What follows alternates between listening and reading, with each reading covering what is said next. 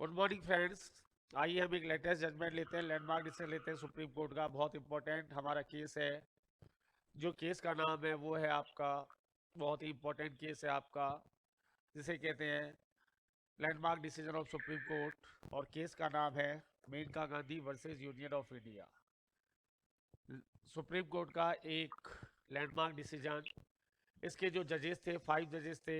M H bag साहब CJ थे, P N Bhagwati justice, justice V Chandrachud, justice V R Krishna Iyer, justice N L Untwalia और justice S Murtaza Ali, 5 justice थे।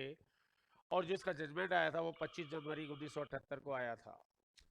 और जो इसमें डिस्कशन का जो पॉइंट था वो था हमारा आर्टिकल 21 कॉन्स्टिट्यूशन ऑफ इंडिया। ये डिस्कशन का पॉइंट था। तो देखिए, मैं इसके फैक्ट्स आपको बता देता हूँ, इसके फैक्ट्स क्या क्या थे। संक्षिप्त में इसके फैक्ट्स जो थे वो देखिए आप। याचिकाकर्ता मेनका गांधी को पासपोर्ट एक्ट 1967 के अंतर्गत एक पासपोर्ट जारी किया गया। पहला पॉइंट, याचिकाकर्ता मेनका गांधी को एक पत्र भेजा गया पासपोर्ट ऑफिस के द्वारा, पासपोर्ट एक्ट की धारा 10(3)(c) के अंतर्गत। पासपोर्ट एक्ट की धारा 10(3) के अंतर्गत मेनका गांधी को एक पत्र भेजा गया और उनको पासपोर्ट सरेंडर करने के लिए कहा गया। ये पत्र जो भेजा गया था 2/7/1977 को भेजा गया। कौन से एक्ट के अंतर्गत? धारा 10(3)(c) के अंतर्गत। याचिकाकर्ता मेनका गांधी ने कारण जानने के लिए पासपोर्ट ऑफिस को एक पत्र लिखा, लेकिन इस मामले में पासपोर्ट ऑफिस कारण बताने में पूरी तरीके से असफल रहा कि उनको जो है पासपोर्ट सरेंडर करने के लिए क्यों कहा गया। तब याचिकाकर्ता मेनका गांधी ने कॉन्स्टिट्यूशन के आर्टिकल 32 के अंतर्गत एक याचिका सुप्रीम कोर्ट में फाइल की इस आदेश के खिलाफ। ये इसके फैक्ट थे। पासपोर्ट एक्ट की धारा 10(3)(c) और अनुच्छेद 21 का डिस्कशन है यहाँ पर। अब सुप्रीम कोर्ट के सामने जो लीगल इश्यूज थे वो क्या क्या थे।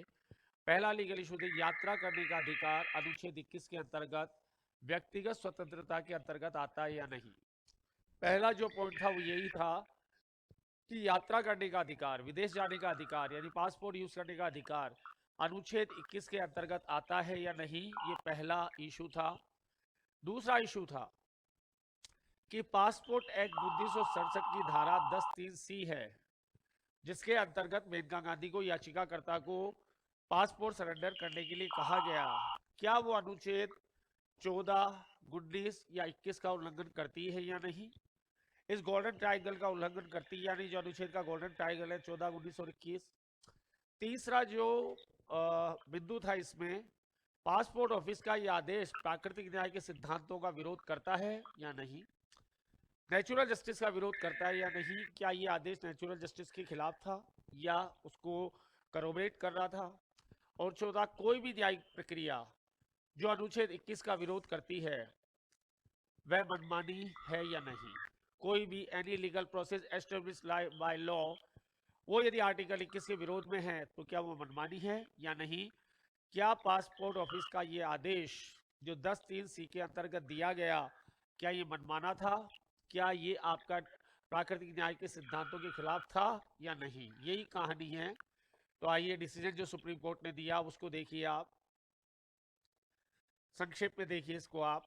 विदेश जाने का अधिकार अनुच्छेद 21 के द्वारा पूरी तरह संरक्षित है, यानी यात्रा करने का अधिकार 21 में आता है।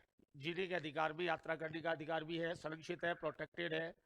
इस निर्णय में अनुच्छेद 21 का विस्तार किया गया और व्यक्तिगत स्वतंत्रता को एक विस्तारित आयाम दिया गया, पहला। और दूसरा, पासपोर्ट एक्ट की धारा 10(3)(c) किसी भी प्रकार से मूलभूत अधिकारों का उल्लंघन नहीं करती।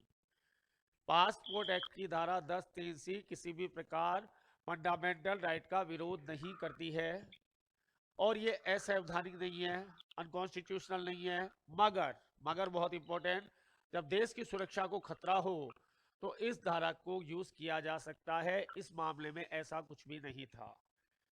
तो धारा 10(3)(c) पासपोर्ट एक्ट 1967 को आप समझिए अनकॉन्स्टिट्यूशनल नहीं है। इसको यूज भी किया जा सकता है, मगर कब? जब ये आपके देश की सुरक्षा को खतरा पैदा हो जाए तो कोई भी व्यक्ति जो है इसके अंतर्गत आपका जो है पासपोर्ट सरेंडर करने के लिए पासपोर्ट ऑफिस कह सकता है। जो आदेश पासपोर्ट ऑफिस के द्वारा जारी किया गया था उसे सुप्रीम कोर्ट के द्वारा खारिज कर दिया गया और पासपोर्ट ऑफिस को आदेश दिया गया कि याचिकाकर्ता का पासपोर्ट लौटाया जाए, क्योंकि ऐसा करना पासपोर्ट ऑफिस के अधिकार में नहीं था। ना कोई देश की सुरक्षा को खतरा था, ना कोई ऐसा तार्किक कारण था जिसके अंतर्गत पासपोर्ट ऑफिस धारा 10(3)(c) के अंतर्गत ऐसा आदेश दे सके। चौथा इस केस में जो आया, ओडी अल्ट्रम पार्टम सिद्धांत का पालन नहीं किया गया। This is very important fact.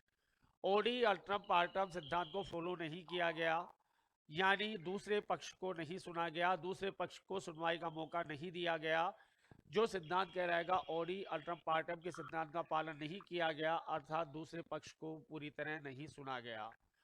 और हमारा लास्ट पॉइंट जो यहाँ निकल कर आता है, आर्टिकल 14, आर्टिकल 19, आर्टिकल 21 भारतीय संविधान के गोल्डन ट्राइंगल कहलाते हैं, गोल्डन त्रिकोण ही है, जो पासपोर्ट ऑफिस के बिना किसी वैध कारणों के खिलाफ ऐसा करना इन अनुच्छेद के खिलाफ था। यानी इनडायरेक्टली जो हुआ वो 14, 19, 21 का वॉयलेशन तो था, लेकिन इस आधार पर सुप्रीम कोर्ट ने पासपोर्ट एक्ट की धारा 1910(3)(c) को असंवैधानिक करार नहीं दिया। पासपोर्ट ऑफिस ऐसा कर सकता है यदि देश की सुरक्षा को खतरा पैदा हो, लेकिन मनमाने रूप में नहीं कि किसी को भी पासपोर्ट सरेंडर करने के लिए कह दिया जाए, किसी को भी जो है आपका यात्रा करने से रोक दिया जाए, ऐसा नहीं हो सकता। इसी प्रेजेंटेशन के साथ मैं जयपुर से पंकज जोशी विदा लेता हूं, फिर अगले लैंडमार्क डिसीजन में आपसे मिलते हैं। उम्मीद है आपको ये चैनल पसंद आया होगा, ये प्रेजेंटेशन पसंद आ रहा होगा। यदि आपको ये चैनल पसंद आए, ये प्रेजेंटेशन पसंद आए, तो ही आप इसे लाइक करें, सब्सक्राइब करें, कमेंट करें। Thank you very much. Radhe Krishna, Krishna Radhe.